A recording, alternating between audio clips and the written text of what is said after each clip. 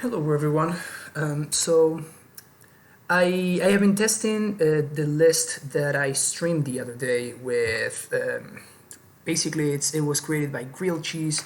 He was trying out a list with Condescend, Perilous Voyage, Remand, and I've been doing pretty well with it. So I've been doing a little bit of testing by myself, and I was playing this league, and I ran into this game against Burn, and I think I thought that it had a lot of examples of how to approach the matchup. So I decided to try things out and to create I guess a little bit of a different kind of content, which is kind of targeted at a specific matchup and how it played out and why. So you can see me go through the thought process and why I'm making all the decisions that I'm making. So the way that it's organized like this is because I wanted to show the entire list, but this is post sideboard. This is going to be game 3, and the way I sideboarded is I took out these 5 cards, and then I brought in these 5 cards. Definitely we're lacking in the burn matchup, so I thought that this is what I wanted to do. I made a mistake. If I were to play the matchup again, honestly totally forgot that this list is playing Pact of Negation in the sideboard. So I just blanked on it. Again, this list is very new for me still, so I totally forgot that this was in the sideboard. So you definitely want this in the deck, and you want to take out the 3rd Condescend for sure if you're trying out this list. But again, nothing I can do really. Let's go to the match so you can see what I'm saying. So. We're playing against Naya Burn with Nakatls, Wild Nakatls, whatever, however you say that. So I keep this 7. My opponent keeps 7 as well. I decide to lead on Scout here against the most positive play. My opponent blazes it, whatever, it's fine. At least they don't idle on me. Turn 2, I draw the Vesuva, and I am presented with the first decision, which is whether I play it out and kind of copy probably the Gorge and try to play Azusa on 3 and then play the bounce and whatever. I decide that this is going to be the better route for me because it kind of does the same thing, and it leaves the Vesuva in hand. So if I draw something like a Radiant Fountain, maybe I want to copy that. But that's like a small little thing there. But yeah, let's continue. So my opponent plays their land, swing for 3, and they pass the turn, which I thought was kind of weird, honestly. Here we draw the Abrade, and it's another kind of time to make a choice there. I choose to go for playing the Azusa, even though I know that it can get blazed or something like that. But I think that I could have simply abraded the Wild Cattle. However, my opponent showed me a Tarkus command. So basically, it's whether I want to play around the Tarkus command or Serum Blaze. My opponent already used 1 Blaze. So I'd rather play around one of the 4 Tarkus command and not, just slam that abrade into it. This is going to come into play later on. So this is one of those situations that, the decision that you made on turn 3 is going to have repercussions on turn 7 or 8. And one of the many reasons why Amulet is so sweet. So I basically just make my land drops, of course, guaranteeing Azusa value by sequencing them properly, and Vesuva copying the Cruel Turf. As my, the only trigger land being my last one, bouncing the Sunhome. I could have bounced the Cavern, but I'm representing nothing. It just doesn't matter really. So here my opponent attacks, and I take the chump immediately. I top deck the Radiant Fountain, which it kind of sucks a little bit, but it is. I guess it's fine. This is again game 3, so my opponent has shown me that they have access to Path to Exile. That is something else to consider. I top deck a Fountain, so of course I just played out because at least it forces the command. And now I packed for a Titan, play it out, and the lands that I get here are gonna be. Hopefully we get to pause. All right, sweet. So I guess I don't. But yeah, so basically what I'm trying to do here is I'm trying to get a blue source for sure, because I want to set up Perilous Voyage, and potentially start getting my blue mana count up in order to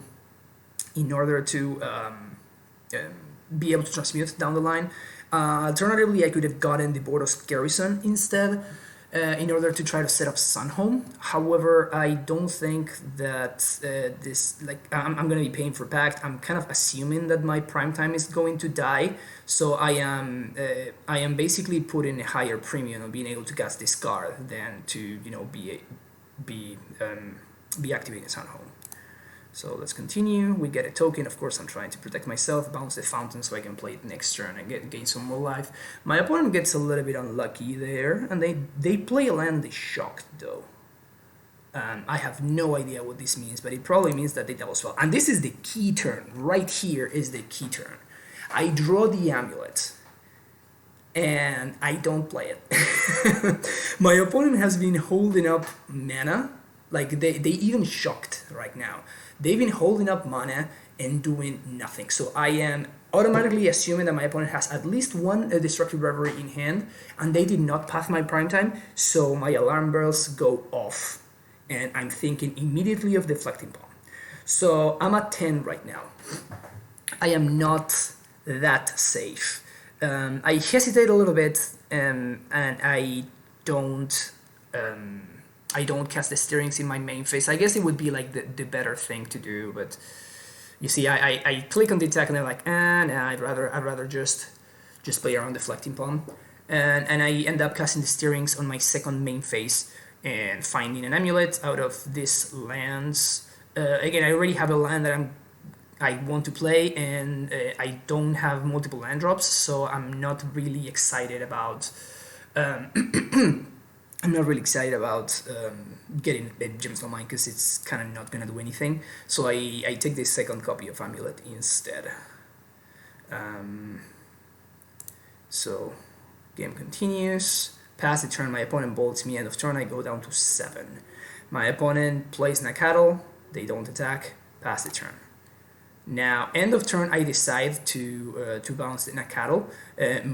This plays more about the scry that I'm interested in getting than bouncing the Nacatl. I really don't care about the card. It's just a matter of I want to find one of my Condescends, so I can try to play around my opponent's potential Deflecting Palm in hand.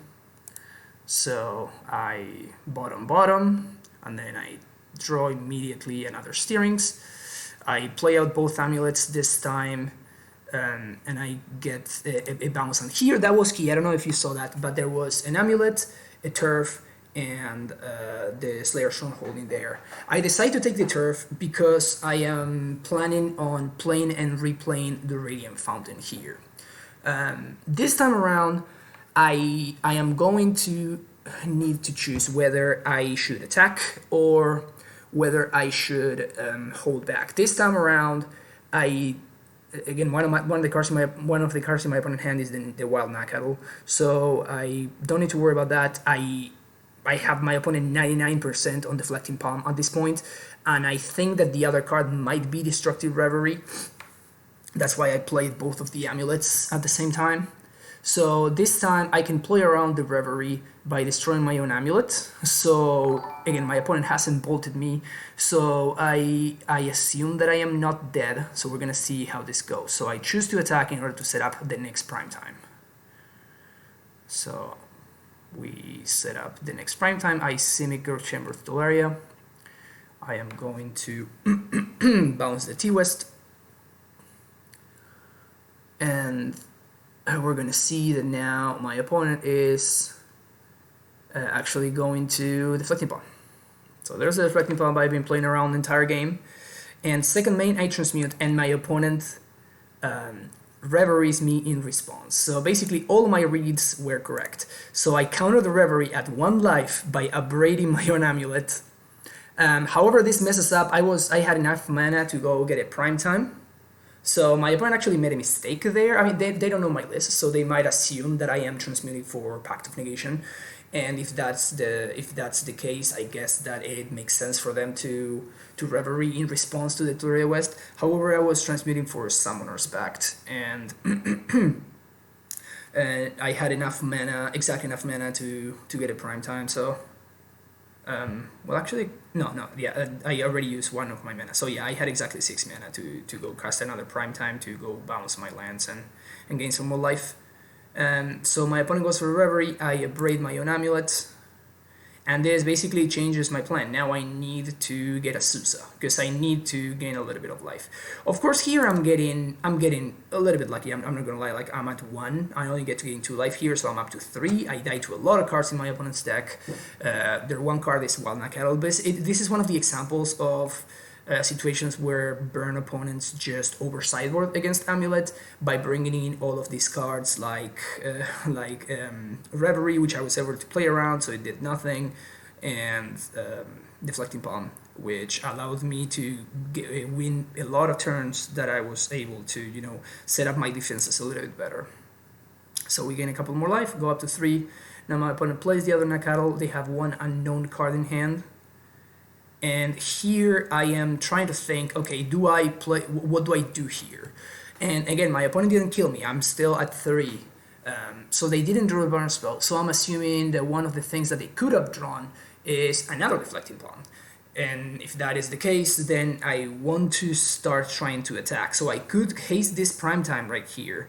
But instead of hasting and giving it +2/+0, I decide to go for double bounce land, bouncing both my Fountain and my Gruul Turf, which will make it so I have I can gain 4 life, which puts me at 7, and actually allows me to attack with a Primeval Titan through a Deflecting Palm, so I can still be clocking my opponent while playing around their cards. So I attack. I still have the option to double strike here, so what I do is I get Gruul Turf and Slayer Stronghold. I'm not interested in activating Stronghold. I am mostly interested in gaining more life. That's all I'm concerned about at this point. My opponent double blocks, and that's when I know that we have basically somehow gotten there. We go up to 9, and we win the game because opponent concedes. So I just wanted to bring this game up and see what you guys think about this kind of content, and hopefully you saw my thought process at all points in the game. And I think that I was able to get there in a game that maybe not everybody was going to to be able to figure out how to navigate. The burn matchup is a little bit more interesting than people think it is sometimes. Oftentimes they just roll you over, or you roll them over, but as you can see, when things get a little bit more stranded, the play patterns can be super interesting. I really hope that you enjoyed this, and yeah, hope to see you in my stream next. Bye bye.